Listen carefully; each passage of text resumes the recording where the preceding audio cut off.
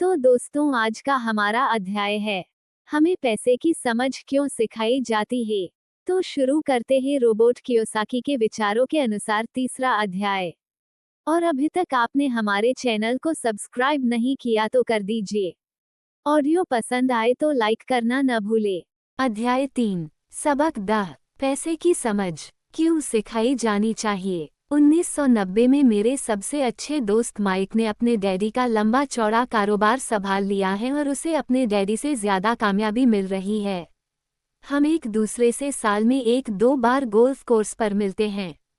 वह और उसकी पत्नी इतने ज्यादा अमीर हैं कि आप इसकी कल्पना भी नहीं कर सकते। अमीर डैडी का साम्राज्य बहुत सुरक्षित हाथों में है और अब माइक अपने बेटे को उसी तरह सिखा रहा है जिस तरह से उसके डैडी ने हमें सिखाया था।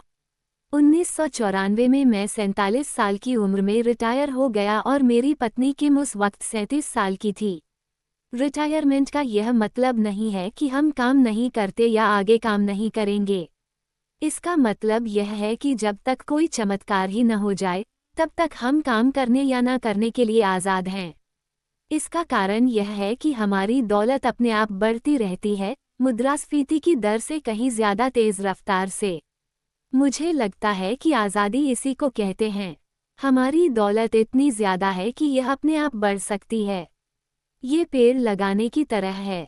आप सालों तक इसे पानी देते हैं और एक दिन इसे आपकी ज़रूरत नहीं रह जाती। इसकी जड़ें ज़मीन में काफ़ी गहराई तक पहुंच जाती हैं। इसके बाद पेड़ आपके सुख के लिए छाया और फल देता है। माइक ने साम्राज्य चलाने का विकल्प चुना और मैंने रिटायर होने का। जब भी मैं लोगों से बातें करता हूं तो वे अक्सर मुझसे सलाह मांगते हैं कि उन्हें क्या करना चाहिए, शुरुआत कहां से और कैसे की जाए। आपकी नज़र में कौन सी पुस्तक अच्छी रहेगी? हम अपने बच्चों को यह सबसे अमीर बिजनेसमैन 1923 में हमारे सबसे महान नेता और सबसे अमीर बिजनेसमैन शिकागो में एजवाटर बीच पर इकट्ठे हुए। ये लोग बहुत मशहूर थे। चार्ल्स श्वाब सबसे बड़ी स्टील कंपनी के मुखिया थे। सैमुअल इंसुल दुनिया की सबसे बड़ी यूटिलिटी के अध्यक्ष थे। हॉवर्ड हॉब्सन सबसे बड़ी गैस कंपनी के मुखिया थे। आइवा क्रूजर दुनिया की सबसे बड़ी कंपनियों में से एक इंटरनेशनल मैच कंपनी के अध्यक्ष थे। Leon Fraser Bank of International Settlements के अध्यक्ष थे। Richard Whitney New York Stock Exchange के मुखिया थे। आर्थर कॉटन और जेसी लिवरमोर सबसे बड़े 2 स्टॉक स्पेकुलेटर्स शेयर का कारोबार करने वाले थे। और एल्बर्ट फॉल प्रेसिडेंट हॉर्डिंग के कैबिनेट में मंत्री थे। 25 साल बाद इनमें से 9 लोगों का अंत इस तरह हुआ। श्वाब 5 साल तक कर्ज में डूबे रहने के बाद गरीबी में मरे। इंसुल की मौत विदेश में दिवालियेपन की हालत में हुई। क्रूजर और कॉटन भी गरीबी में मरे। हॉब्सन पागल हो गए। विटनी और एल्बर्ट फॉल उस समय जेल से रिहा हुए थे। फ्रेजर और लिवरमोर आत्महत्या कर चुके थे। शायद कोई भी ठीक से यह नहीं बता सकता कि इन लोगों के साथ ऐसा क्यों हुआ था। यह 1923 की बात है। हम इतना अंदाज़ा तो लगा सकते हैं कि यह 1929 के मार्केट फ्रेश और बड़ी आर्थिक मंदी के ठीक पहले का समय था। मंदी का इन लोगों पर निश्चित रूप से बहुत ज़्यादा असर हुआ होगा। देखने वाली बात यह है, आज हम इन लोगों से ज़्यादा मुश्किल समय में जी रहे हैं। परिवर्तन ज़्यादा तेज़ी से हो रहे हैं और पूरी दुनिया में हो रहे हैं। मुझे लगता है कि आने वाले 25 सालों में बहुत से ऐसे उतार चढ़ाव आएंगे जो इन लोगों द्वारा झेले गए उतार चढ़ावों की तरह ही होंगे। मुझे ये चिंता है कि बहुत से लोग सिर्फ पैसे पर अपना ध्यान लगाए बैठे हैं और अपनी सबसे बड़ी दौलत पर ध्यान नहीं दे रहे हैं, जिसका नाम है शिक्षा।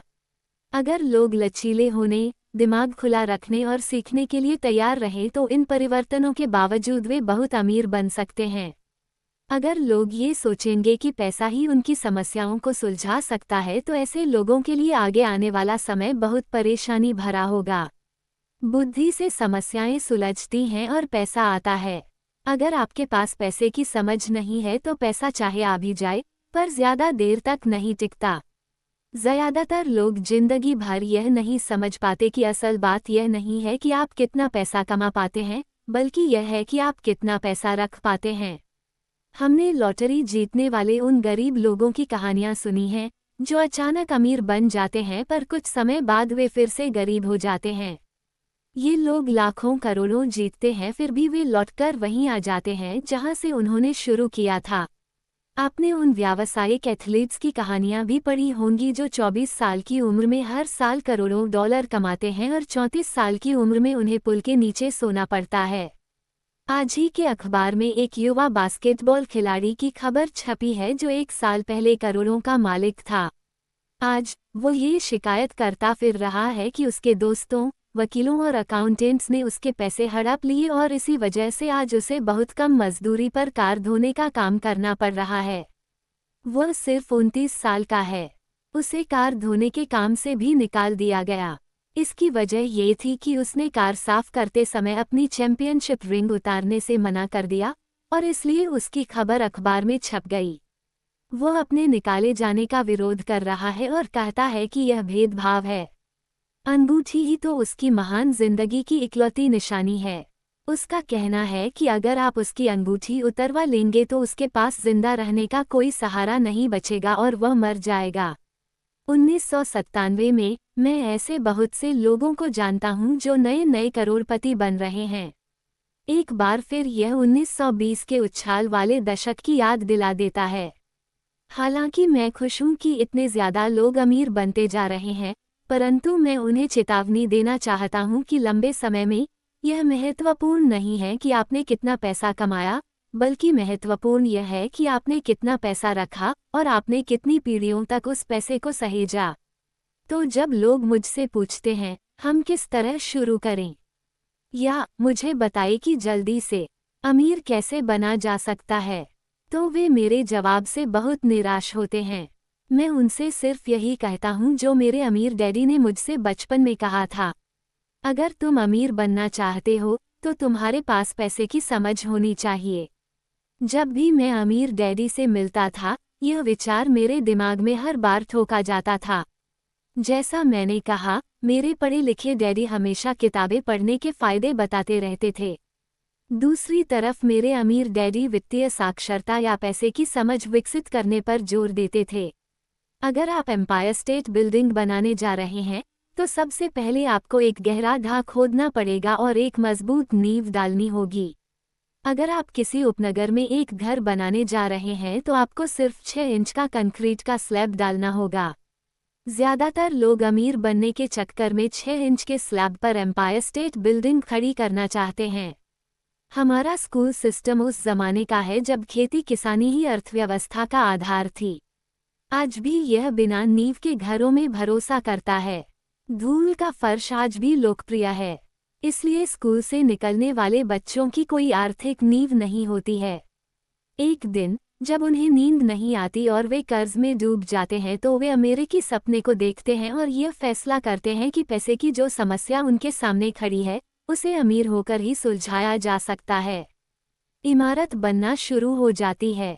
ये तेजी से ऊपर बढ़ती है और जल्द ही एम्पायर स्टेट बिल्डिंग के बजाय हमारे पास सबर्बिया का लीनिंग टॉवर होता है। हमारी रातों की नींद एक बार फिर उड़ जाती है। माइक और मेरे लिए दोनों ही विकल्प संभव थे क्योंकि हमारी आर्थिक नींव मजबूत थी और पैसे की समझ हमें बचपन से ही सिखाई गई थी। देखा जाए तो अकाउंटिंग शायद दुनिया का सबसे बोरिंग विषय है। ये बहुत उलझन भरा विषय भी है, परंतु अगर आप लंबे समय तक अमीर बने रहना चाहते हैं तो ये सबसे महत्वपूर्ण विषय भी है। सवाल यह है कि आप इस बोरिंग और उलझन भरे विषय को अपने बच्चे को किस तरह सिखा सकते हैं। इस सवाल का जवाब है, इसे आसान बनाकर पहले इसे तस्वीरों के जरिए सिखाएं। अमीर डैडी ने माइक और मेरे लिए एक मजबूत आर्थिक नींव डाली थी। चूंकि हम लोग छोटे बच्चे थे, इसलिए उन्होंने हमें सिखाने का एक आसान तरीका ईजाद किया। सालों तक वे केवल चित्र बनाते रहे और उनके साथ शब्दों का इस्तेमाल करके हमें समझाते रहे। जब माइक और मैंने उन आसान डायग्राम्स की मदद से आर्थिक शब्दावली और पैसे के खेल को समझ लिया, तो इसके कई सालों बाद अमीर डैडी ने अंकों को जोड़ना शुरू किया। आज माइक को जितने अकाउंटिंग विश्लेषण की ज़रूरत है, वो उससे भी कहीं सूक्ष्म और जटिल विश्लेषण कर सकता है। उसके पास 10 अरब डॉलर का साम्राज्य है। मैं इतना ज़्यादा जटिल विश्लेषण नहीं करता क्योंकि मेरा साम्राज्य छोटा है, परंतु हम दोनों की ही नींव आसान नींव थी। आगे आने वाले पृष्ठों में मैं आपके सामने वही आसान से चित्र खींचूंगा जो माइक के डैडी ने हमारे लिए खींचे थे। हालांकि आसान है, परंतु इन चित्रों के सहारे उन्होंने दो छोटे बच्चों को ठोस और गहरी नींव पर दौलत का बड़ा महल बनाना सिखाया। नियम 1, आपको संपत्ति एसेट्स और दायित्व लायबिलिटीज का अंतर पता होना चाहिए और हमेशा संपत्ति ही खरीदनी चाहिए। अगर आप अमीर बनना चाहते हैं तो आपको बस इतना ही जानने की जरूरत है। ये पहला नियम है, यही इकलौता नियम है। ये बहुत आसान लगता है, परंतु ज्यादातर लोगों को ये पता ही नहीं है कि यह नियम कितना महत्वपूर्ण है। ज्यादातर लोग पैसे की समस्याओं में सिर्फ इसलिए उलझे रहते हैं क्योंकि उन्हें ये पता ही नहीं होता कि संपत्ति और दायित्व में क्या फर्क होता है। अमीर लोग संपत्ति इकट्ठी करते हैं, गरीब और मध्य वर्गीय लोग दायित्व इकट्ठे करते हैं, और मजे की बात यह है कि उन लोगों को ये लगता है कि वे संपत्ति इकट्ठी कर रहे हैं। जब अमीर डैडी ने माइक और मुझे ये बताया तो हमने सोचा कि वे मजाक कर रहे हैं। हम दो बच्चे अमीर बनने का रहस्य जानने के लिए इतने हैरान परेशान थे जबकि उसका जवाब इतना आसान था। यह इतना ज्यादा आसान था कि हमें इस बात पर सोचने के लिए बहुत देर तक ठहरना पड़ा। संपत्ति क्या होती है? माइक ने पूछा। अभी उस बारे में चिंता मत करो, अमीर डैडी ने कहा। अभी सिर्फ इस विचार को अपने दिमाग में घुस जाने दो। अगर तुम इसे आसानी से समझ सकते हो तो तुम्हारी जिंदगी की एक योजना होगी और तुम्हें जिंदगी भर पैसे की कभी दिक्कत नहीं आएगी। यह आसान है, इसीलिए इसे अनदेखा कर दिया जाता है। आपका मतलब है कि हमें बस इतना ही जानने की जरूरत है कि संपत्ति क्या है, ये जानने के बाद हम उसे हासिल कर लें और अमीर बन जाएं। मैंने पूछा। अमीर डैडी ने हामी भरी, हाँ, यह इतना ही आसान है। अगर यह इतना आसान है तो फिर हर आदमी अमीर क्यों नहीं बन जाता? मैंने पूछा। अमीर डैडी मुस्कराए, क्योंकि लोग संपत्ति और दायित्व में फर्क नहीं कर पाते। मुझे याद है मैंने पूछा था, वयस्क लोग इतने मूर्ख कैसे हो सकते हैं? अगर यह इतना आसान है और इतना महत्वपूर्ण है तो हर कोई इसे जानना या खोजना क्यों नहीं चाहता? संपत्ति और दायित्व क्या होते हैं, ये समझाने में अमीर डैडी को बस कुछ ही मिनट लगे। बड़े लोगों को यह नियम समझाने में मुझे बहुत कठिनाई होती है। क्यों? क्योंकि बड़े लोग ज्यादा स्मार्ट होते हैं। मैंने अक्सर देखा है कि ज्यादातर लोग आसान विचारों को नहीं समझ पाते। इसका कारण यह है कि उनकी शिक्षा अलग तरह से हुई है। उन्हें दूसरे प्रोफेशनल्स ने पढ़ाया है, जैसे bankers, accountants, real estate agents, financial planners इत्यादि। ज्यादातर बड़े लोगों के सामने मुश्किल ये होती है कि उन्हें बहुत कुछ भूलना पड़ता है और एक बार फिर से बच्चा बनना पड़ता है। एक समझदार वयस्क को अक्सर ऐसा लगता है कि आसान परिभाषाओं पर ध्यान देना मूर्खता है। अमीर डैडी किस सिद्धांत में यकीन करते थे? कीप इट सिंपल स्टूपिड, मूर्ख, इसे आसान ही रहने दो। इसलिए वे हम दो छोटे बच्चों को सबक को आसान बनाते थे और इस तरह उन्होंने हमारी पैसे की नींव को ज्यादा मजबूत बना दिया। तो दिक्कत या उलझन किस बात से आती है? या इतनी आसान चीज किस तरह कठिन बन जाती है? कोई ऐसी संपत्ति क्यों खरीदता है जो असल में दायित्व होती है? इसका जवाब हमें अपनी बुनियादी शिक्षा में मिलता है। हम साक्षरता शब्द पर ध्यान देते हैं और पैसे की साक्षरता को अनदेखा कर देते हैं। कोई वस्तु संपत्ति है या दायित्व, ये कैसे पता चलेगा? अगर आप सचमुच झंझट में फंसना चाहें तो इन शब्दों को डिक्शनरी में देख लें। मैं जानता हूं कि वहां दी हुई परिभाषाएं किसी अकाउंटेंट को अच्छी लगती होंगी, परंतु दिक्कत यह है कि आम आदमी उन्हें पूरी तरह से नहीं समझ पाता। फिर भी हम वयस्क लोग यह मानने में अपनी तौहीन समझते हैं कि कोई चीज़ हमें समझ में नहीं आ रही है। छोटे बच्चों को समझाते समय अमीर डैडी ने एक बार कहा था, संपत्ति को शब्दों के नहीं, अंकों के द्वारा पढ़ा जाता है। और अगर आप अंकों को नहीं पढ़ सकते तो आपको संपत्ति और जमीन में खुदे गड्ढे में कोई फर्क महसूस नहीं होगा। अकाउंटिंग में अंक महत्वपूर्ण नहीं है, महत्वपूर्ण तो वह बात है जो अंक आपको बता रहे हैं। ये शब्दों की ही तरह है। शब्द महत्वपूर्ण नहीं होते, महत्वपूर्ण वह बात होती है जो शब्दों के जरिए बताई जाती है। कई लोग पढ़ते हैं, परंतु ज्यादा समझा नहीं पाते। ये रीडिंग कॉम्प्रिहेंशन या पढ़े हुए को समझने की काबिलियत होती है, और इस क्षेत्र में हम सबकी अलग अलग काबिलियत होती है। उदाहरण के लिए, मैंने हाल ही में एक नया VCR खरीदा। इसके साथ निर्देश पुस्तिका भी थी जिसमें समझाया गया था कि अपने VCR को किस तरह प्रोग्राम किया जाता है। मैं शुक्रवार की शाम को आने वाले अपने फेवरेट टीवी शो को रिकॉर्ड करना चाहता था, पर उस निर्देश पुस्तिका को पढ़ते पढ़ते मैं पागल हो गया। मुझे दुनिया में कोई भी काम इतना मुश्किल नहीं लग रहा था जितना कि अपने VCR को प्रोग्राम करना। मैं शब्दों को पढ़ सकता था, परंतु इसके बावजूद मुझे समझ में कुछ नहीं आ रहा था। मुझे शब्दों को पहचानने में A मिल रहा था, परंतु उन्हें समझने में मुझे F मिल रहा था। और यही ज़्यादातर लोगों के साथ पैसे के मामले में होता है। अगर आप अमीर बनना चाहते हैं तो आपको अंकों को पढ़ना और उन्हें समझना आना चाहिए। मैंने अपने अमीर डैडी से यह बात हजारों बार सुनी है, और मैंने ये भी सुना है, अमीर लोग संपत्ति इकट्ठी करते हैं, जबकि गरीब और मध्य वर्गीय लोग दायित्व इकट्ठे करते हैं। यहाँ ये बताया जा रहा है कि संपत्ति और दायित्व में क्या फ़र्क होता है। ज़्यादातर अकाउंटेंट और फाइनेंशियल प्रोफेशनल्स परिभाषाओं पर आपस में सहमत नहीं होते, परंतु यह आसान चित्र या रेखाचित्र दो छोटे बच्चों के लिए मजबूत वित्तीय नींव डालने में बड़े काम आए। बहुत छोटे बच्चों को सिखाने के हिसाब से अमीर डैडी ने हर चीज़ को बहुत आसान बनाए रखा, और जहाँ तक बन पड़ा, उन्होंने चित्र या रेखाचित्र का प्रयोग ज़्यादा किया, शब्दों का उपयोग कम से कम किया और अंकों का तो कई वर्षों तक इस्तेमाल ही नहीं किया। यह एक संपत्ति का कैश फ्लो पैटर्न है।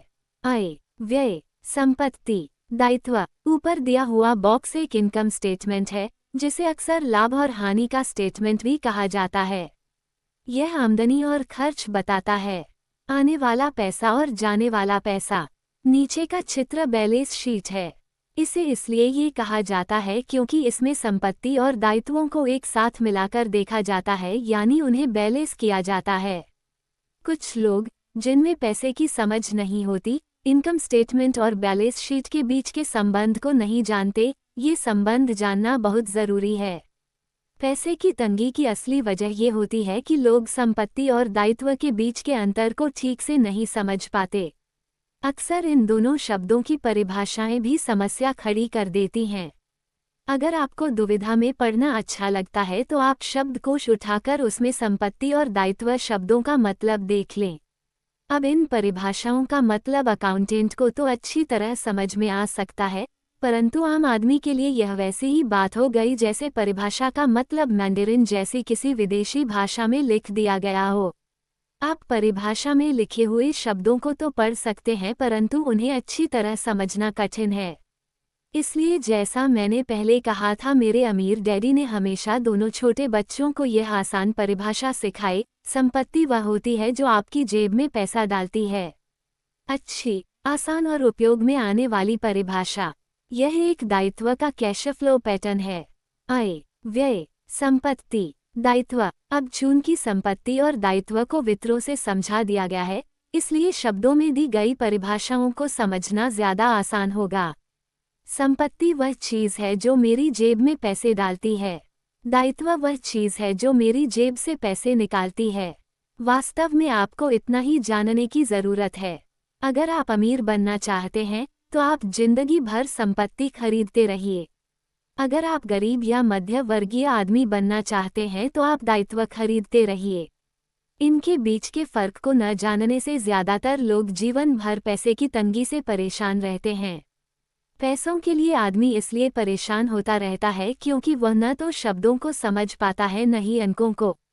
जिन लोगों के सामने पैसे की मुश्किलें आ रही हैं, उन्हें ये समझ लेना चाहिए कि शब्दों या अंकों में ऐसा कुछ है जिसे वे पढ़ नहीं पा रहे हैं।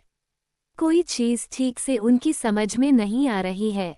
अमीर लोग इसलिए अमीर होते हैं क्योंकि इस मामले में वे पैसे की तंगी से परेशान लोगों से ज़्यादा समझदार होते हैं। तो अगर आप अमीर बनना चाहते हैं और अपनी दौलत को बनाए रखना चाहते हैं तो पैसे की साक्षरता और समझदारी महत्वपूर्ण है, शब्दों में भी और अंकों में भी। वित्रों में जो तीर लगे हैं वे पैसे के बहाव यानी कैश फ्लो को बताते हैं। ध्यान रखिए, सिर्फ अंकों से पूरी बात समझ में नहीं आती है और सिर्फ शब्दों से भी पूरी बात समझ में नहीं आती है। महत्व तो पूरी कहानी का होता है।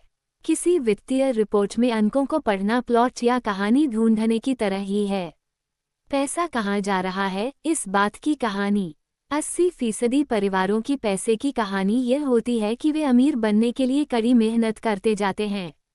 इसका कारण यह नहीं है कि वे पैसा नहीं कमाते। असली कारण यह है कि वे जिंदगी भर संपत्ति की जगह दायित्व खरीदते रहते हैं।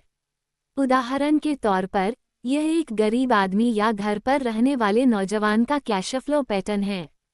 रोजगार, आय, तनख्वाह, व्यय, टैक्स, भोजन, किराया, कपड़े, मनोरंजन, यात्रा, संपत्ति। रोजगार, आय, व्यय, संपत्ति, दायित्व। यह मध्य वर्गीय आदमी का कैश फ्लो पैटर्न है। रोजगार, आय, तनख्वाह, व्यय, टैक्स, मॉर्टगेज, स्थायी व्यय, भोजन, कपड़े, मनोरंजन, संपत्ति, दायित्व, mortgage, consumer loans, credit card, God. यह एक अमीर आदमी का कैश फ्लो पैटर्न है। आय, व्यय, संपत्ति, दायित्व, आय, डिविडेंड्स, ब्याज, किराए से आय, रॉयल्टी, व्यय, संपत्ति, दायित्व, stock, bond, notes, real estate, बौद्धिक संपदा। जैसा कि आप देख सकते हैं, ये सभी चित्र बहुत ज्यादा सरल बना दिए गए हैं। हम में से हर एक को जिंदा रहने के लिए खर्च करना पड़ता है। हम सभी को रोटी, कपड़े और मकान की जरूरत होती है। चित्र ये बताते हैं कि गरीब, मध्य वर्गीय और अमीर आदमी की जिंदगियों में पैसा किस तरह आता जाता है। कैश फ्लो पूरी कहानी बता देता है। इस कहानी में ये बताया जाता है कि वह आदमी अपने पैसे का किस तरह इस्तेमाल करता है। एक बार पैसा हाथ में आ जाने के बाद वह उस पैसे का क्या करता है। मैंने अपनी कहानी अमेरिका के सबसे अमीर व्यक्तियों से इसलिए शुरू की ताकि मैं ये बता सकूं कि इतने सारे लोगों की सोच में कहाँ गलती होती है। गलती ये होती है कि वे यह मानते हैं कि पैसे से सारी समस्याएं सुलझ जाती हैं। इसलिए जब लोग मुझसे फटाफट अमीर बनने के नुस्खे पूछते हैं तो मैं कांप जाता हूँ। या ये कि उन्हें कहाँ से शुरू करना चाहिए। मैं अक्सर सुनता हूँ, मैं कर्ज में हूँ इसलिए मुझे और ज़्यादा पैसे कमाने चाहिए। परंतु ये देखने में आया है कि ज़्यादा पैसे से समस्या नहीं सुलझती। सच कहा जाए तो इससे समस्या और ज़्यादा बढ़ सकती है। पैसा हमारी इंसानी कमजोरियों को अक्सर ज़्यादा उभार देता है। पैसा अक्सर हमारे ऐसे पहलू पर रोशनी डालता है जिसके बारे में हम अनजान रहते हैं।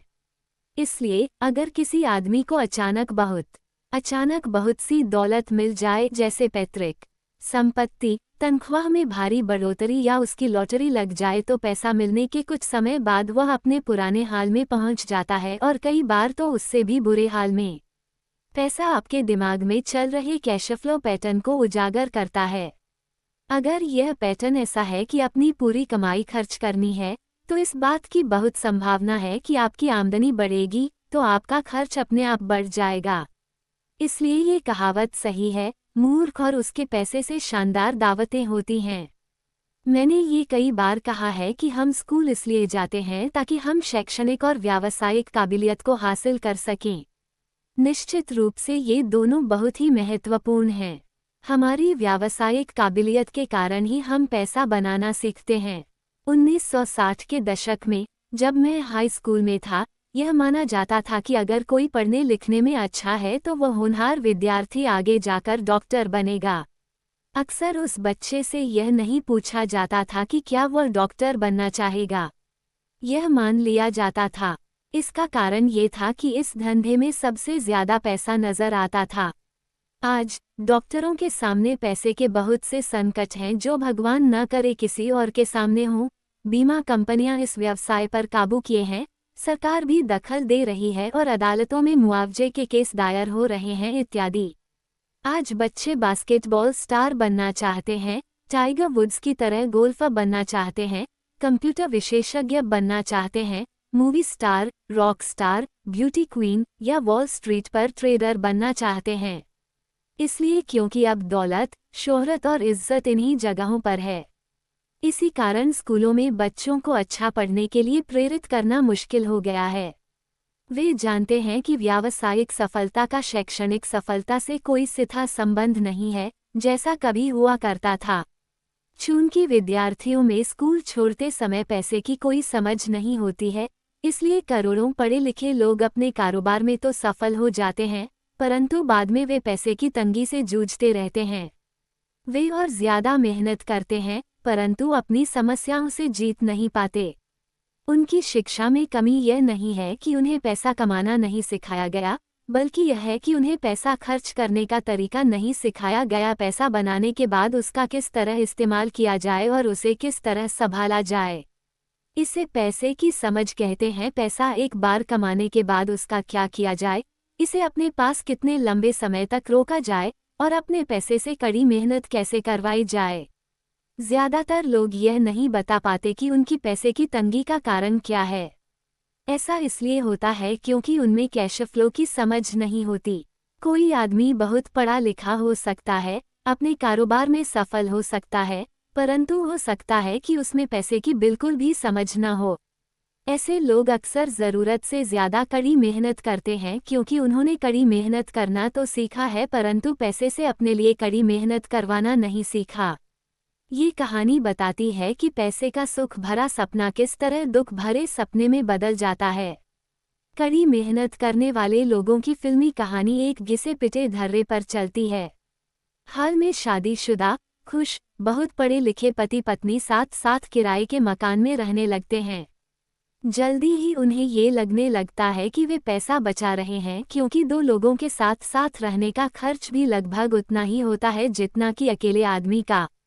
समस्या यह है कि जिस अपार्टमेंट में वे रहते हैं वह छोटा है। वे अपने सपनों का घर खरीदने के लिए पैसे बचाने लगते हैं ताकि वे बच्चे पैदा कर सकें। अब उनके पास 2 तनख्वाहें होती हैं और वे अपने करियर पर ज्यादा ध्यान देने लगते हैं। उनकी आमदनी बढ़ने लगती है।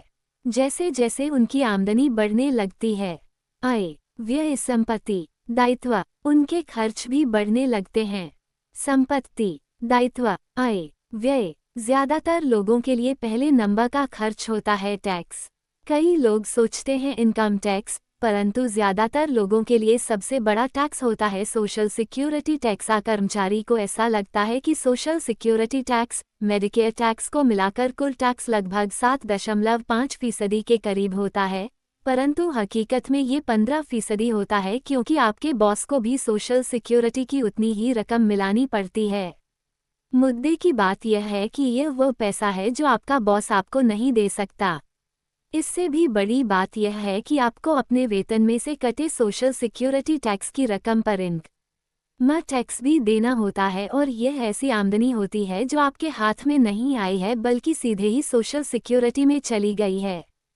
फिर संपत्ति, दायित्व। इसे समझाने का सबसे अच्छा तरीका यह है कि हम वापस युवा पति पत्नी की कहानी की तरफ चलें। उनकी आमदनी बढ़ने के कारण वे फैसला करते हैं कि अब वे किराए के मकान में नहीं रहेंगे, बल्कि अपने सपनों का घर खरीद लेंगे। जब वे अपने घर में पहुंच जाते हैं तो उन पर एक नए टैक्स का बोझ आ जाता है, जिसे प्रॉपर्टी टैक्स कहते हैं। फिर वो लोग एक नई कार खरीदते हैं, नया फर्नीचर और नया सामान खरीदते हैं ताकि उनका घर आलीशान लगे। अचानक वे अपने सपने से जागते हैं और देखते हैं कि उनके दायित्व का कॉलम बढ़ गया है। वे कर्ज में हैं और उन्हें बहुत से मॉर्टगेज ऋण और क्रेडिट कार्ड ऋण चुकाने हैं। अब वे चूहा दौड़ में फंस चुके हैं। एक बच्चा पैदा हो जाता है। वे और कड़ी मेहनत करते हैं। प्रक्रिया फिर दोहराई जाती है। ज्यादा पैसा आता है, उस पर ज्यादा टैक्स लगता है, जिसे ब्रैकेट क्रीप भी कहा जाता है। तभी उनके पास डाक में एक और क्रेडिट कार्ड आ जाता है। वे उसका इस्तेमाल करते हैं। वो खत्म हो जाता है। तभी एक लोन कंपनी का आदमी आकर उन्हें बताता है कि उनकी सबसे बड़ी संपत्ति, उनके घर की कीमत बढ़ गई है। कंपनी उन्हें एक बिल कंसोलिडेशन लोन देने का ऑफर देती है, क्योंकि उनकी क्रेडिट बहुत अच्छी है। कंपनी उन्हें ये भी बताती है कि समझदारी इसी में होगी कि वे अपने ऊंची ब्याज दर पर लिए गए कंज्यूमर लोन को उनके क्रेडिट कार्ड से चुका दें, और इसके अलावा उनके घर पर लगने वाले ब्याज से उन्हें टैक्स में छूट भी मिलेगी। वे ऐसा ही करते हैं और ज्यादा ब्याज दर वाले क्रेडिट कार्ड का भुगतान कर देते हैं। इसके बाद वे राहत की सांस लेते हैं। उन्होंने क्रेडिट कार्ड का हिसाब साफ कर दिया है। अब उन्होंने अपने उपभोक्ता ऋण को होम मॉर्गेज में बदल लिया है। उनका भुगतान भी कम हो जाता है क्योंकि उन्हें अपने कर्ज को 30 साल की किश्तों में चुकाना है। समस्या से निपटने का यही स्मार्ट तरीका है। उनके पड़ोसी आते हैं और उन्हें शॉपिंग पर चलने का न्योता देते हैं। मेमोरियल डे की सेल लगी हुई है, यही तो मौका है कुछ पैसे बचाने का। वे अपने आप से कहते हैं, मैं कुछ नहीं खरीदूंगा, मैं तो सिर्फ देखने जा रहा हूँ। परंतु अगर कोई चीज़ जम जाए तो उसे खरीदने की उम्मीद में वे अपने क्रेडिट कार्ड को ले जाना नहीं भूलते। मैं ऐसे युवा दंपति से हर समय टकराता हूँ। उनके नाम बदलते रहते हैं, परंतु उनकी पैसे की तंगी एक सी ही रहती है। वे मेरी चर्चाओं में ये सुनने के लिए आते हैं कि मैं इस बारे में क्या कहता हूँ। वे मुझसे पूछते हैं, क्या आप हमें बता सकते हैं कि और ज़्यादा पैसा कैसे कमाया जा सकता है? उनकी खर्चीली आदतों ने उन्हें और ज़्यादा कमाने के लिए मजबूर कर दिया है। वे इतना भी नहीं जानते कि दरअसल समस्या पैसा कमाने की नहीं है, पैसा सही तरह से खर्च करने की है, और यही पैसे की तंगी का कारण है। ये समस्या इसलिए पैदा होती है क्योंकि उनमें पैसे की समझ नहीं होती। ये समस्या इसलिए और भी भयानक हो जाती है क्योंकि वे संपत्ति और दायित्व के फर्क को नहीं समझ पाते। मेरा मानना है कि ज़्यादा पैसे से शायद ही कभी किसी की पैसे की समस्याएं सुलझती हैं। समस्याएं समझदारी से सुलझती हैं। मेरा एक दोस्त बार बार कर्ज में फंसे लोगों को यही सलाह देता है, अगर आपको लगता है कि आपने अपने आप को किसी गड्ढे में फंसा लिया है, तो गड्ढा खोदना बंद कर दो। मेरे डैडी बचपन में हमें बताया करते थे कि जापानी 3 ताकतों को मानते थे: तलवार की ताकत, रत्नों की ताकत और दर्पण की ताकत। तलवार हथियारों की ताकत का प्रतीक थी। अमेरिका ने हथियारों पर खरबों डॉलर खर्च कर दिए हैं और इसी कारण वह आज विश्व में सबसे ताकतवर देश है। रत्न पैसे की ताकत का प्रतीक हैं। इस कहावत में कुछ तो सच्चाई है। ये स्वर्णिम नियम याद रखो, जिसके पास स्वर्ण है वही नियम बनाता है। दर्पण आत्मज्ञान का प्रतीक है। जापानी दंतकथा के अनुसार यह आत्मज्ञान इन तीनों में सबसे कीमती वस्तु थी। गरीब और मध्य वर्गीय लोग अक्सर धन की ताकत से नियंत्रित होते हैं। वे सुबह सुबह उठकर कड़ी मेहनत करने यानी नौकरी करने चले जाते हैं और खुद से ये तक नहीं पूछते कि क्या ऐसा करना समझदारी है।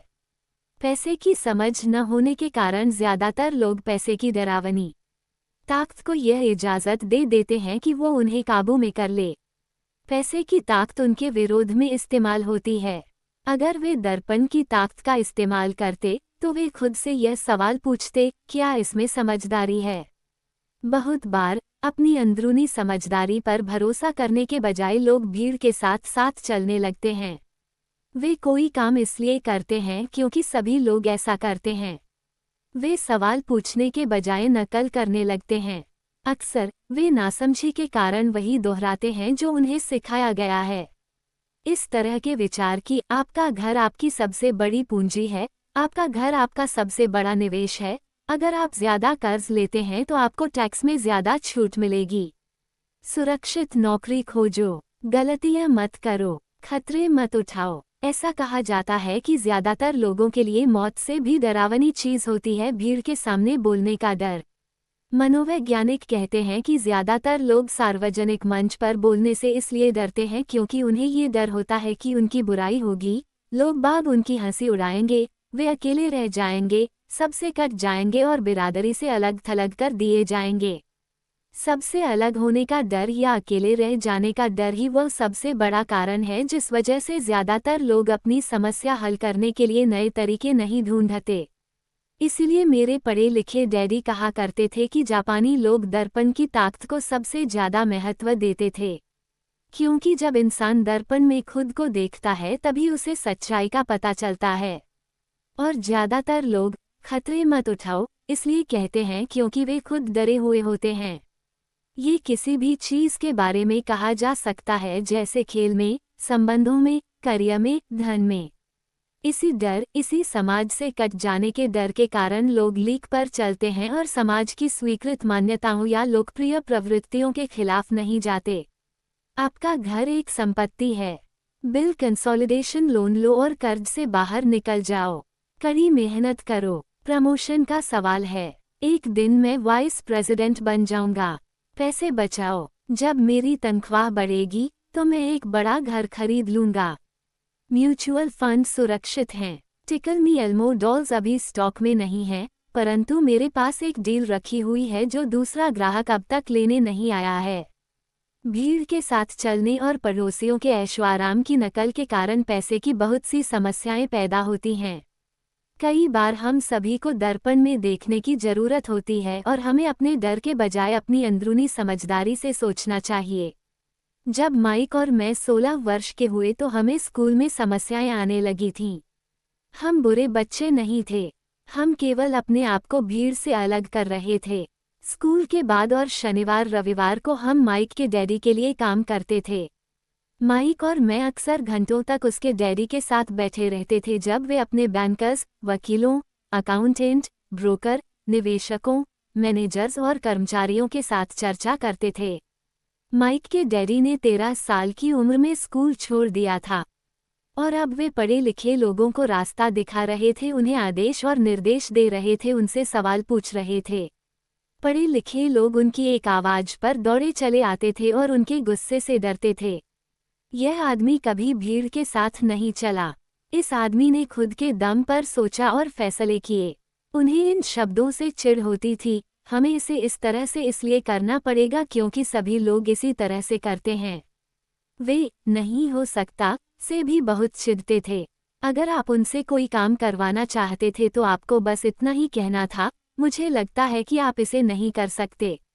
माइक और मैं उनके साथ रहकर जितना सीखे उतना हमने स्कूल में बिताए सालों में कभी नहीं सीखा, कॉलेज में भी नहीं। माइक के डैडी के पास स्कूल की शिक्षा तो नहीं थी, परंतु उनके पास पैसे की शिक्षा थी और इसी कारण वे सफल भी थे। वे हमें बार बार बताया करते थे, एक समझदार आदमी अपने से ज्यादा समझदार लोगों को नौकरी पर रख सकता है। इसलिए माइक और मुझे समझदार लोगों की बातें सुनने और उनसे सीखने का लाभ मिला। परंतु इसके कारण माइक और मैं दोनों ही उस सामाजिक मान्यता के साथ नहीं चल पाए जो हमारे शिक्षक हमें सिखाते थे, और इस वजह से कई समस्याएं पैदा हो गई। जब कोई टीचर कहता था, अगर तुम्हें अच्छे नंबर नहीं मिलते हैं तो तुम दुनिया में कुछ नहीं कर सकते, तो माइक और मैं अपनी भौहें चढ़ा लेते थे। जब हमें घिसे पिटे धर्रे पर चलने को कहा जाता था और नियमों का अक्षरशः पालन करना सिखाया जाता था, तो हमें ये लगता था कि स्कूली शिक्षा दरअसल रचनात्मकता का गला घोंट देती हैं। हम अमीर डैडी की यह बात समझने लगे थे कि स्कूलों को इसलिए बनाया गया है ताकि वहाँ अच्छे कर्मचारी तैयार हो सके, न कि अच्छे मालिक। कभी कभार माइक या मैं टीचर से पूछते थे कि हम जो पढ़ रहे हैं उसकी असली जिंदगी में क्या उपयोगिता है, या ये कि हमें पैसे के बारे में क्यों नहीं पढ़ाया जाता है। दूसरे सवाल का अक्सर हमें यह जवाब मिलता था कि पैसा महत्वपूर्ण नहीं है और अगर हम अच्छी पढ़ाई करेंगे तो पैसा अपने आप मिलने लगेगा। हम पैसे की ताकत के बारे में जितना ज़्यादा जानते जाते थे, अपने शिक्षकों और सहपाठियों से उतना ही दूर होते जाते थे। मेरे पढ़े लिखे डैडी ने कभी मुझ पर अच्छे नंबरों के लिए दबाव नहीं डाला। मुझे इस बात पर हैरत होती है कि उन्होंने ऐसा क्यों नहीं किया।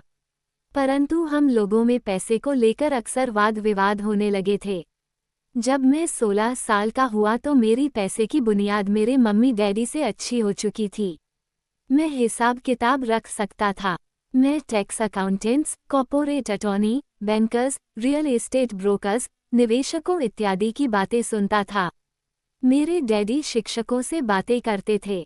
एक दिन मेरे डैडी मुझे बता रहे थे कि हमारा घर हमारे लिए सबसे बड़ा निवेश क्यों है। इस बात को लेकर हम लोगों में बहस हो गई जब मैंने उन्हें ये बताया कि घर हमारे लिए एक अच्छा निवेश क्यों नहीं है।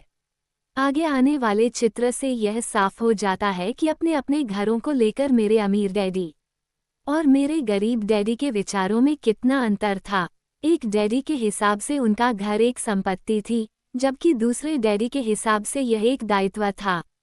अमीर डैडी संपत्ति, दायित्व, घर। गरीब डैडी संपत्ति, दायित्व, घर। मुझे याद है मैंने नीचे वाला चित्र स्विच कर अपने डैडी को कैश फ्लो की दिशा समझाने की कोशिश की थी। मैंने उन्हें ये भी बताया था कि घर के साथ साथ उससे जुड़े कुछ दीगर खर्च भी बढ़ जाते हैं। एक ज़्यादा बड़े घर का मतलब था और ज़्यादा खर्च, और इसका मतलब ये था कि कैश फ्लो खर्च के कॉलम से होकर गुजरता रहता था। दायित्व, आय, व्यय, मॉर्टगेज, रियल प्रॉपर्टी, टैक्स, बीमा, रखरखाव, उपयोगिता, संपत्ति, दायित्व, मॉर्टगेज। आज भी लोग बाग मुझसे इस बात पर बहस करते हैं कि उनका घर संपत्ति क्यों नहीं होता। मैं जानता हूँ कि बहुत से लोगों के लिए खुद का घर उनका सबसे बड़ा सपना होता है और इसीलिए वे इसे अपना सबसे बड़ा निवेश मानते हैं। अपने घर के मालिक होने से ज़्यादा अच्छा कुछ भी नहीं है। मैं इस लोकप्रिय मान्यता को देखने का एक और नज़रिया सुझाना चाहता हूँ। अगर मैं और मेरी पत्नी एक ज़्यादा बड़ा और आलीशान मकान खरीदने की बात सोचते हैं तो हम जानते हैं कि यह एक संपत्ति नहीं होगी बल्कि एक दायित्व होगा, क्योंकि इससे हमारी जेब से पैसा निकल जाएगा। तो ये रहा मेरा तर्क। हालांकि ज़्यादातर लोग मुझसे सहमत नहीं होंगे, क्योंकि घर एक भावनात्मक चीज़ होती है और जब पैसे का सवाल आता है तो भावनाएं पैसे की समझ को हरा देती हैं। मुझे व्यक्तिगत अनुभव से पता है कि पैसा हर फैसले को भावनात्मक बना देता है। जब घर की बात आती है तो मैं ये बताना चाहता हूँ कि ज़्यादातर लोग उस घर की कीमत चुकाने के लिए जिंदगी भर काम करते हैं जिसके वे कभी पूरी तरह मालिक नहीं होते। दूसरे शब्दों में, ज़्यादातर लोग एक घर खरीदने के कुछ सालों बाद दूसरा घर खरीदते हैं और हर बार पहले मकान के लिए जो कर्ज वे लेते हैं उस पर उनके पास हर बार फिर से 30 साल का नया कर्ज हो जाता है। हालांकि लोगों को मॉर्टगेज पेमेंट पर ब्याज के लिए टैक्स में छूट मिलती है, परंतु वे अपने दीगर खर्चों के लिए टैक्स के बाद मिलने वाले डॉलरों का उपयोग करते हैं अपनी मॉर्टगेज पूरी तरह चुकाने के बाद भी। Property tax. मेरी पत्नी के मम्मी डैडी को धक्का लगा जब उनके घर का प्रॉपर्टी टैक्स $1000 प्रति माह तक पहुंच गया। ये तब हुआ जब वे रिटायर हो चुके थे और इस बढ़ोतरी से उनका रिटायरमेंट के बाद का बजट गड़बड़ा गया और उन्हें मजबूरन मकान बदलना पड़ा। घर की कीमत हमेशा नहीं बढ़ती। मेरे कुछ दोस्त हैं जिन्होंने अपने घर के लिए कर्ज लिया था। उन्हें $10 लाख से भी ज्यादा का कर्ज चुकाना है, पर आज उस घर की कीमत $7 लाख से ज्यादा नहीं है। सबसे बड़े नुकसान अवसर गंवाने की वजह से होते हैं। अगर आपका सारा पैसा मकान में फंसा रहता है तो आपको ज्यादा कड़ी मेहनत करनी पड़ती है ताकि आपका खर्च चलता रहे। इस दौरान आपके संपत्ति वाले कॉलम में कोई बढ़ोतरी नहीं होती है। अगर एक युवा पति पत्नी शुरुआत में ही अपना पैसा संपत्ति वाले कॉलम में लगाएं तो उनके आगे के साल आराम से गुजरेंगे, खासकर उस समय जब वे अपने बच्चों को कॉलेज में भेजेंगे। इस दौरान उनकी संपत्ति भी बढ़ जाएगी और उनके खर्चे भी आराम से चलते रहेंगे। अक्सर ऐसा होता है कि आपका घर आपके बढ़ते हुए खर्च के भुगतान के लिए होम इक्विटी लोन का साधन बन जाता है। संक्षेप में, अपना घर खरीदने का फैसले बहुत खर्चीला पड़ता है। इसके बजाय बेहतर ये होगा कि जल्दी ही इन्वेस्टमेंट पोर्टफोलियो बना लिया जाए। किसी आदमी पर इसका असर कम से कम 3 तरह से पड़ता है। समय की बर्बादी, क्योंकि इस दौरान दूसरी संपत्तियों का मूल्य बढ़ गया होता। अतिरिक्त पूंजी की बर्बादी, जिसे दोबारा निवेश किया जा सकता था, जबकि घर खरीदने के बाद आपको घर से सीधे जुड़े बहुत से खर्च उठाने पड़ते हैं। शिक्षा की बर्बादी। अक्सर ऐसा होता है कि लोग यह मानते हैं कि उनके संपत्ति वाले कॉलम में उनका घर, बचत और रिटायरमेंट प्लान आते हैं। चूंकि उनके पास निवेश करने के लिए पैसा नहीं होता, इसलिए वे बिल्कुल भी निवेश नहीं करते हैं। इस कारण उन्हें निवेश का अनुभव कभी नहीं मिल पाता। ज्यादातर लोग कभी एक समझदार निवेशक नहीं बन पाते, और सबसे बढ़िया निवेश सामान्य तौर पर सबसे पहले समझदार निवेशकों को बेचे जाते हैं, जो बाद में उन्हें सुरक्षित खेलने वाले लोगों को बेचते हैं। मेरे पढ़े लिखे डैडी का फाइनेंशियल स्टेटमेंट चूहा दौड़ में फंसे व्यक्ति का सबसे अच्छा उदाहरण है। उनके खर्च हमेशा उनकी आमदनी से ज्यादा होते थे, इसलिए उन्हें संपत्ति में निवेश करने का मौका ही नहीं मिलता था। इसका नतीजा ये होता था कि उनके दायित्व, जैसे मॉर्टगेज और क्रेडिट कार्ड के कर्ज, उनकी संपत्ति से कहीं ज्यादा होते थे। अगला चित्र 1000 शब्दों की तरह एक कहानी बताता है। पढ़े लिखे डैडी का फाइनेंशियल स्टेटमेंट। आय, व्यय, संपत्ति, दायित्व, संपत्ति, दायित्व। दूसरी तरफ मेरे अमीर डैडी का फाइनेंशियल स्टेटमेंट ये दिखाता है कि वे जी जान लगाकर निवेश कर रहे थे और उन्होंने अपने दायित्वों को कम से कम रखा था। अमीर डैडी का फाइनेंशियल स्टेटमेंट। आय, व्यय, संपत्ति, दायित्व। मेरे अमीर डैडी के फाइनेंशियल स्टेटमेंट से ये भी पता चलता है कि अमीर लोग और ज्यादा अमीर क्यों बनते हैं। संपत्ति वाले कॉलम से इतनी ज्यादा आमदनी होती है कि खर्च आराम से चल जाता है और कुछ पैसा बच भी जाता है। इस बचे हुए पैसे को एक बार फिर से संपत्ति वाले कॉलम में दोबारा निवेश कर दिया जाता है। संपत्ति वाला कॉलम बढ़ता रहता है और इससे होने वाली आमदनी भी बढ़ती रहती है। नतीजा ये होता है, अमीर लोग और ज्यादा अमीर होते जाते हैं। अमीर लोग और ज्यादा अमीर क्यों होते जाते हैं? आय, व्यय, संपत्ति, दायित्व। मध्य वर्ग के लोग हमेशा पैसे की तंगी से जूझते रहते हैं। उनकी मूल आमदनी तनख्वाह से होती है और जैसे जैसे उनकी तनख्वाह बढ़ती है, उनके टैक्स भी बढ़ते जाते हैं। इसके साथ ही आमदनी बढ़ने पर उनके खर्च भी बढ़ जाते हैं, इसीलिए इसे चूहा दौड़ कहा गया है। ये लोग मानते हैं कि उनका घर उनकी मूल संपत्ति है और इसीलिए वे आमदनी दिलाने वाली संपत्ति में निवेश नहीं करते। मध्य वर्ग को पैसे की तंगी क्यों होती है? आय, व्यय, संपत्ति, दायित्व। आज की कर्जदार सोसाइटी दो बातें मानती है। पहली यह कि खुद का घर एक निवेश होता है और दूसरी यह कि तनख्वाहने पर खर्च भी बढ़ना चाहिए या एक ज्यादा बड़ा घर खरीद लेना चाहिए। बढ़ते हुए खर्च के कारण परिवार ज्यादा कर्ज में फंस जाते हैं और उन्हें पैसे की और ज्यादा तंगी का सामना करना पड़ता है, हालांकि वे अपनी नौकरियों में लगातार तरक्की रहे हैं और उनकी तनख्वाह लगातार बढ़ती जा रही है। इसे हाई रिस्क लिविंग या बहुत जोखिम भरी जीवनशैली कहा जाता है और इसका कारण यह है कि ऐसे लोगों में पैसे की समझ नहीं होती। 1990 के दशक में नौकरियों में भारी कटौती से यह बात पता चली कि मध्य वर्ग पैसे के मामले में कितना असुरक्षित है। अचानक कंपनी पेंशन प्लान की जगह पर 401 के प्लान आ गए हैं। सोशल सिक्योरिटी निश्चित रूप से संकट में है और इसे रिटायरमेंट का सहारा नहीं बनाया जा सकता।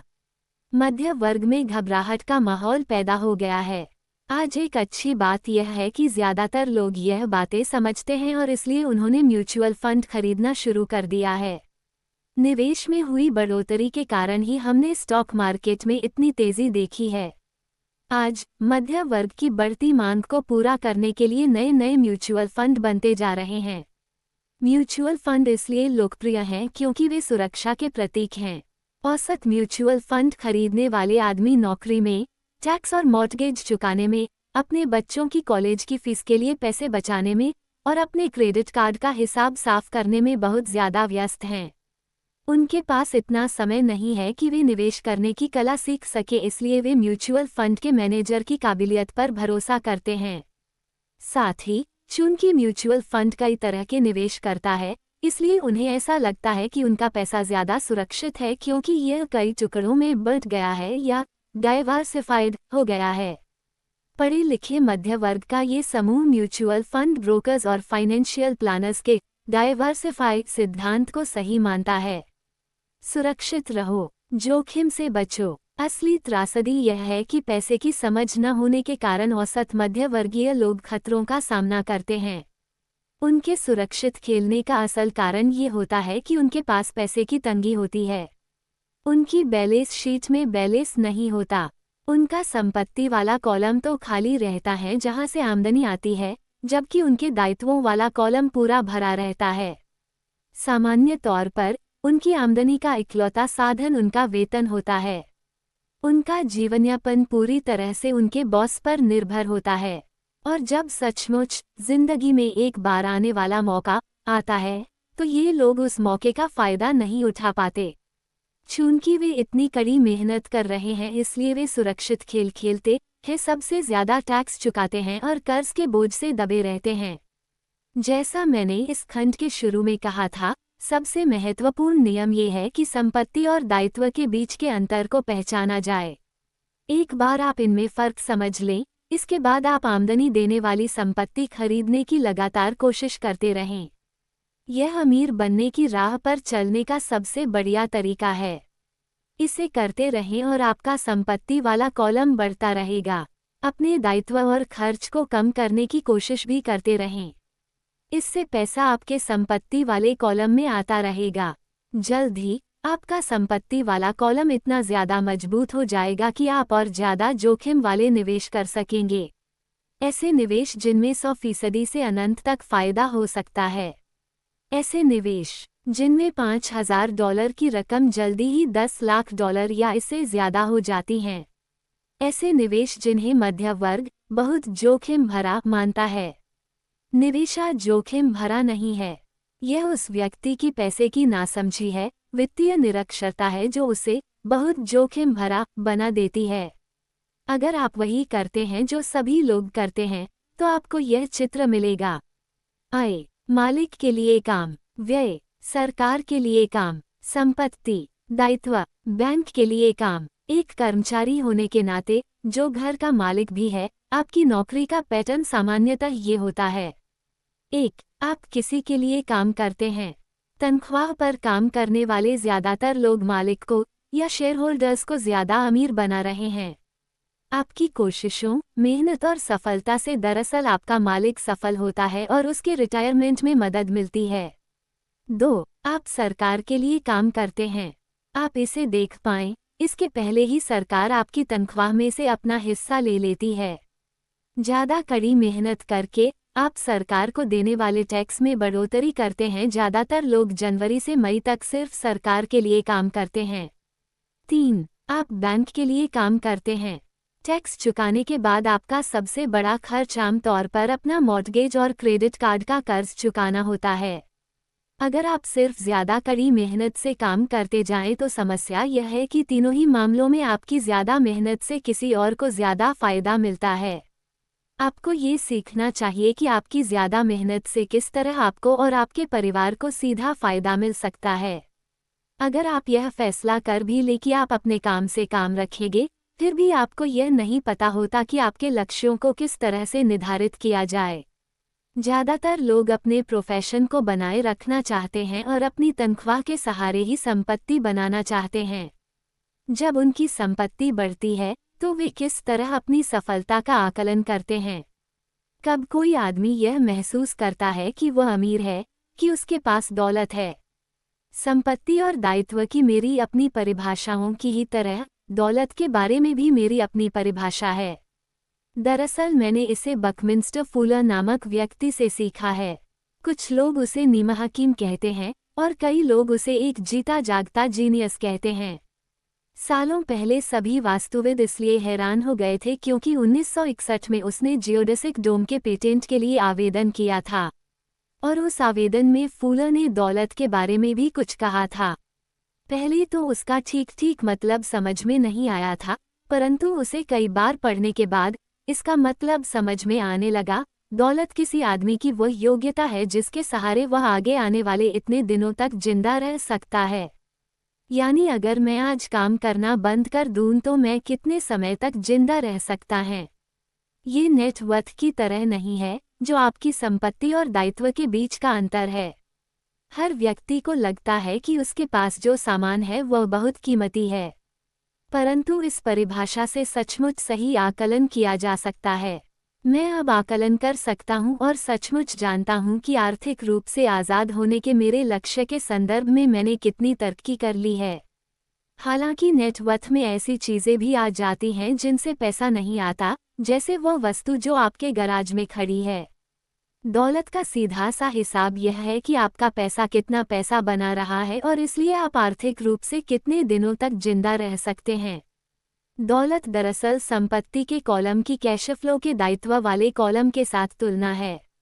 एक उदाहरण लें, ये कहें कि मेरे पास हर महीने में संपत्ति वाले कॉलम से $1,000 का कैश फ्लो है और मेरा खर्च हर महीने $2,000 है। मेरे पास कितनी दौलत है? अब हम बकमिंस्टर फुलर की परिभाषा की तरफ चलें। उनकी परिभाषा के हिसाब से मैं कितने दिनों तक जिंदा रह सकता हूँ? अगर हम एक महीने में 30 दिन मान लें, तो इस परिभाषा के हिसाब से मैं 15 दिन तक जिंदा रह सकता हूँ। जब मैं अपनी संपत्ति से हर महीने $2,000 का कैश फ्लो हासिल करने लग जाऊंगा तो मैं दौलतमंद हो जाऊंगा। हालांकि मैं अमीर नहीं हूँ, परंतु मैं दौलतमंद जरूर हूँ। हर महीने मेरी संपत्ति से मुझे जो आमदनी मिलती है वो मेरे महीने भर के खर्च के लिए काफ़ी होती है। अगर मैं अपने खर्च को बढ़ाना चाहता हूँ तो मुझे इसके पहले अपनी संपत्ति से आने वाले कैश फ्लो को बढ़ाना होगा। ये ध्यान रखें कि इस बिंदु पर मैं अपनी तनख्वाह पर बिल्कुल भी निर्भर नहीं हूँ। मैंने संपत्ति वाले कॉलम को भरने में जीतोड़ कोशिश की थी और मैं इसमें सफल भी हुआ था, जिसके कारण आज मैं आर्थिक रूप से आज़ाद हो गया हूँ। अगर मैं आज अपनी नौकरी छोड़ भी दूँ तो भी मेरी संपत्तियों से इतना कैश फ्लो आता रहेगा कि मेरा खर्च आसानी से चलता रहेगा। मेरा अगला लक्ष्य ये होगा कि मेरी संपत्तियों से आने वाले अतिरिक्त कैश फ्लो को फिर से संपत्ति वाले कॉलम में निवेश कर दिया जाए। मेरे संपत्ति वाले कॉलम में जितना ज़्यादा पैसा जाता है, मेरा संपत्ति वाला कॉलम उतना ही बढ़ता रहता है। मेरा संपत्ति वाला कॉलम जितना ज़्यादा बढ़ता है वहाँ से उतना ही ज़्यादा कैश फ्लो आता है। और जब तक मैं अपने खर्च को आने वाले कैश फ्लो से कम रखता हूँ तब तक मैं ज़्यादा अमीर बनता रहूँगा। और ध्यान देने वाली बात यह है कि मेरी आमदनी शारीरिक मेहनत से नहीं, बल्कि दूसरे जरियों से हो रही है। जब तक पुनर्निवेश की यह प्रक्रिया चलती रहती है मैं अमीर बनने की राह पर तेजी से चलता रहूँगा। अमीरी की असली परिभाषा देखने वाले की निगाह में होती है। आप कभी अत्यधिक अमीर नहीं हो सकते। इस आसान सबक को याद रखें। अमीर संपत्ति खरीदते हैं, गरीब केवल खर्च करते हैं। मध्य वर्ग दायित्व खरीदता है परंतु ये सोचता है कि वो संपत्ति खरीद रहा है। तो किस तरह मैंने अपने काम से काम रखा? इस सवाल का जवाब क्या है? मैकडॉनल्ड के मालिक की बात सुने। तो दोस्तों आज का हमारा यह अध्याय यहाँ समाप्त। तो मिलते हैं अगले अध्याय में। धन्यवाद।